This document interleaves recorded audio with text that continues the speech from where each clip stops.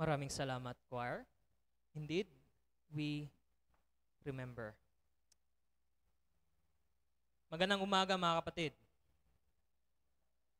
Kamusta ang Holy Week so far? Bakit parang pagod ang lahat? Ang iba umuwi sa kanilang mga probinsya. Ang iba naman nanatili dahil may trabaho. Yung iba may trabaho kahit Holy Week.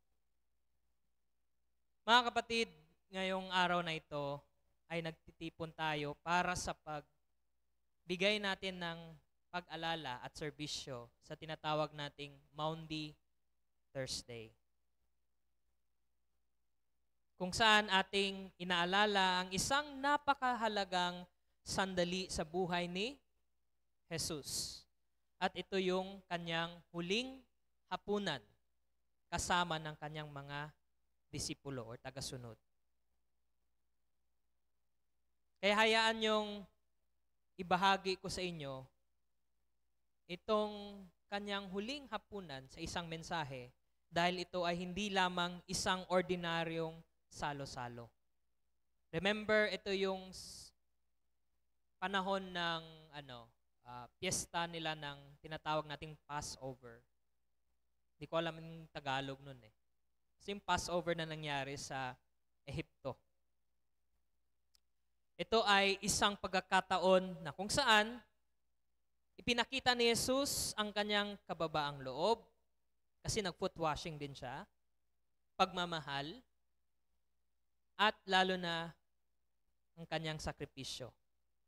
Na bukas, malalaman natin anong klaseng sakripisyo iyon. Mga kapatid, ang huling hapunan ni Jesus kasama ng kanyang mga kaibigan ay isa sa mga pinakamalagang simbolo ng relasyon nila.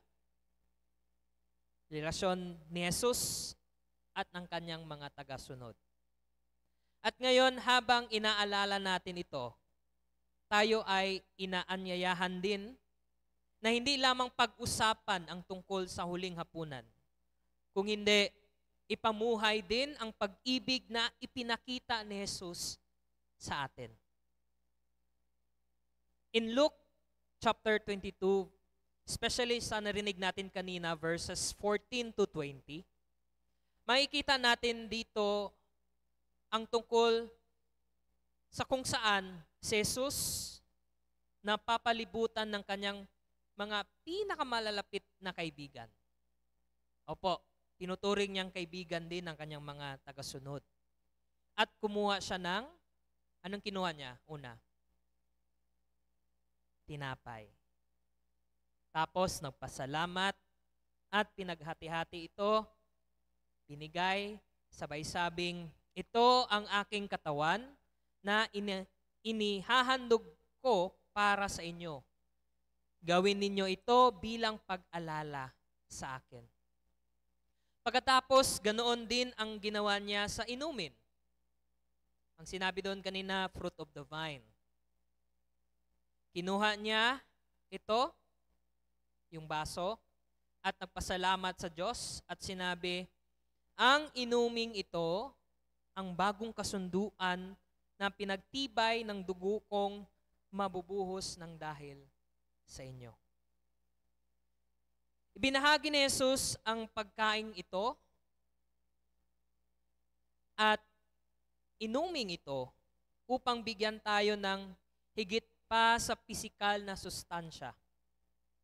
Inialay ni Jesus ang kanyang sarili sa pamamagitan ng kanyang katawan at dugo. Ibinigay ni Jesus ang kanyang buhay para sa ating lahat. Ito ang pag-ibig na ipinakita ni Jesus. Isang pag-ibig na handang magdusa at mamatay para sa kapakanan ng mga mahal niya. Tayo, kaya ba? Paminsan hindi, kasi ang sakit, parang ang pangit, pakiramdaman ang magdusa, tapos mamatay para sa iba. Ngayong panahon, mas inuuna nga natin sarili natin kaysa sa iba. And that's normal because that is a human instinct. Pero iba ang Panginoong Jesus. Mga kapatid, kapag tayo ay nakibahagi sa pagkain at inuming ito, sabi ni Pablo, ating inaalala ang pag-ibig na iyon. Isang pag-ibig na napakalalim na nagdala kay Jesus sa krus dahil sa pag-ibig. Ngunit ang pag-ibig na iyon ay hindi lamang nagtatapos sa pag-alala.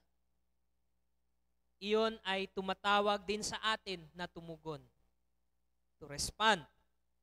It is calling us to respond to that love. Kaya pagkatapos ng hapunan, nagbigay si Jesus sa kanyang mga kaibigan, tagasunod o disipulo ng utos na umaabot sa paglipas ng panahon hanggang ngayon. In John chapter 13 verse 34, narinig natin yon. Ang sabi ni Jesus, isang bagong utos ang ibibigay ko sa inyo. Magmahalan kayo. Kung paano ko kayo minahal, ganun din dapat ang pagmamahal nyo sa isa't isa.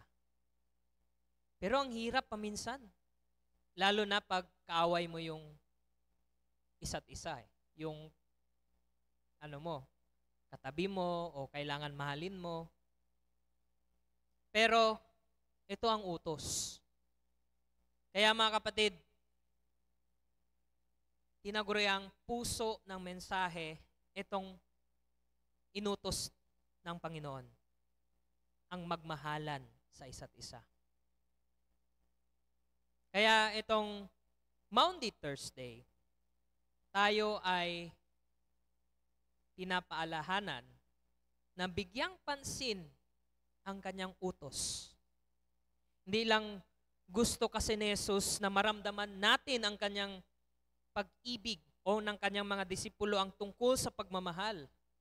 Gusto ng Panginoon na kumilos din tayo at sila batay sa kanyang utos sa pagmamahalan. Pinapaalahanan din tayo ni Pablo sa kanyang sulat sa mga taga-Korinto. In 1 Corinthians chapter 11 verse 26, sabi niya, sapagkat tuwing kakain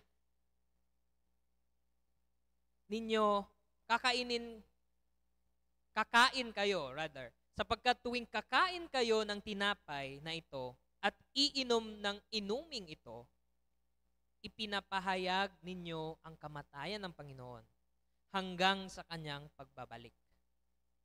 Kaya hindi lamang natin inaalala ang ginawa ni Jesus para sa atin, yung sa cross, hindi.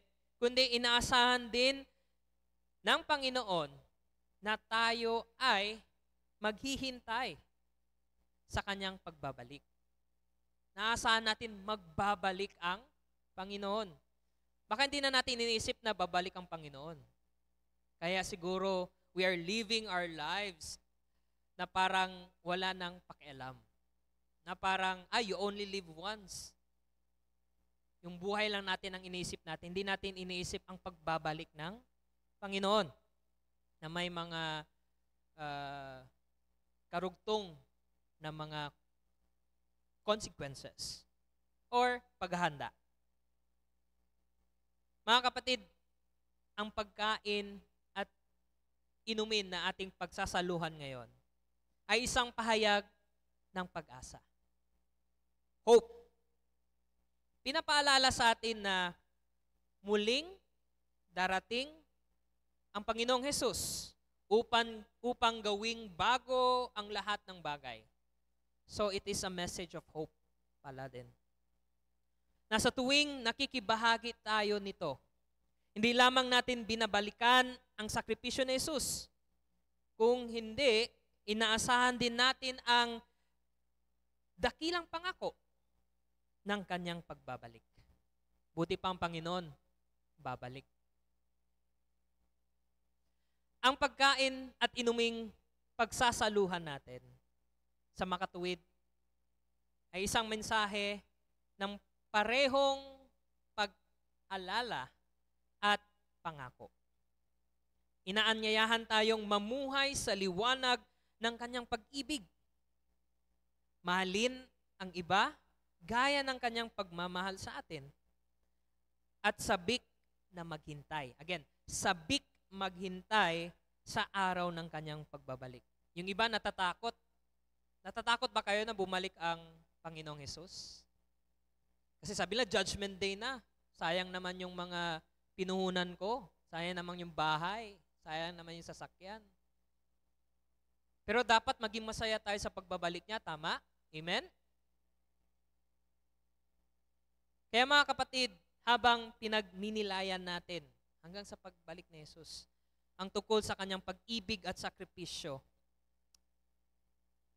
alalahanin natin na ginugunita natin ang tungkol o pagpapaalala, ang tungkol sa kanyang pangako. Na naalala natin na mayroong espesyal na bagay tungkol sa araw na ito. Again, ang araw na ito ay tinatawag nating, ano nga sa English? Maundy. Thursday. Naalala nyo kung ano yung sinabi ni Pastor tungkol sa word na Maundy? Pastor, yan man yung Monday to Thursday. Kaya tinawag Maundy, Thursday. Yun ba yun? Yun yung alam ko dati, yung bata pa ako, sabi ko. Maundy, Thursday, baka from Monday to Thursday kaya may simba. Kasi inisa na lang doon, yung Monday to Thursday. Hindi po. Ang salitang Maundy ay nagmula sa salitang mandatum. Alam nyo na anong mandatum? Yun na yun. Na ibig sabihin at nangangahulugan sa word na utos, command. Ito ay isang Latin word, meaning utos o command. Ito pa. Hindi lang ito basta na utos. Ito ang utos na ibinigay sa atin ni Jesus. Kasama na tayo ha. Magmahalan kayo. Kung paano ko kayo minahal, ganoon din dapat ang pagmamahal nyo sa isa't isa. Kaya? Bakit walang sumasaw? Kaya? Kaya. Kahit nakaaway nyo? Pipilitin? O baka kaya nyo lang mahalin yung mga gwapo at gwapa? Paano yung mga hindi masyadong, wala namang ginawa ang Panginoon na pangit, di ba? Kakayanin natin, mga kapatid. Ang dahilan kung bakit mahalaga ang araw na ito ay hindi lamang dahil inaalala natin ang mga ginawa ni Jesus sa pagkainan, kundi dahil sa utos na ibinigay niya sa atin, na mahalin natin ang isa't isa sa parehong sakripisyal at hindi makasarili na paraan ng pagmamahal sa isa't isa, gaya ng pagmamahal ng Panginoon sa atin. At kaya, ang salitang Maundy ay isang paalala. Sana hindi natin makalimutan talaga. Maundy, isang banayad na tawag sa pagkilos. Kasi utos to eh. Ito ay isang panawagan na isabuhay ang pag-ibig ni Kristo sa bawat bahagi ng ating buhay. Ito ay isang pag-ibig na hindi lamang para sa sandaling ito, kundi isang pag-ibig na nagbabago sa paraan ng ating pamumuhay at pakikisalamuha sa isa't isa. Kaya, habang tayo'y kumakain at umiinom nitong mga hinanda na tinapay at bino, alalahanin natin hindi lamang ang pagkain at inumin, kundi pati na rin ang utos na magmahal. At hayaan ang pag-ibig na iyon ang humubog sa atin sa ating mga buhay ngayon, bukas at magpakailanman. Amen.